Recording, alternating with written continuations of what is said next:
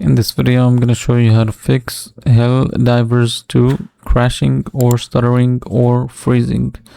So first, we will head to Steam. Then you will find the game. So I'll do this for this game. Follow the same steps for Helldivers 2. So right click on the game and then go to Properties. Make sure this is empty here. And then under Installed Files, you'll click Verify Files. This will take a few minutes. After it's done loading, you can try and check if the game works. If it doesn't, go back to Properties and then go to Installed Files and then Browse. Over here, find the exe folder for the game. Right click on it and then Properties, Compatibility. Then you'll disable this, you'll check this option. Then click Apply and then OK. Once done, you can try and test if it works. So if it doesn't work, it might be an issue related to the graphics cards. So you can go to settings here and go to graphics settings. So you want to enable these two options, and then you want to find the game in this place. So find Helldivers here. If you don't find it, you'll just have to add it manually first. And then once you find it, you'll simply select high performance.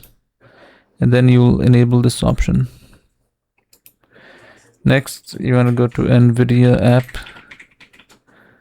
So here under drivers, you want to make sure you download the latest driver for your graphics cards.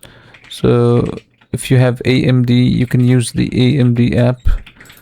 Or you can just go to Device Manager and do it from here as well. So you can just right click update driver. So if you're still having the same issues with the game, then lastly I just suggest that you try to uninstall the game from here, or you can just uninstall it by going to Control Panel and then find the game from here, from this list, uninstall it, and then reinstall it again and try to see if it works. Now if you're still having the same issues, you can try to do some troubleshooting for the network.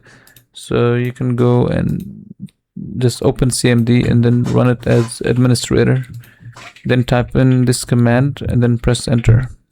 So this is ipconfig /renew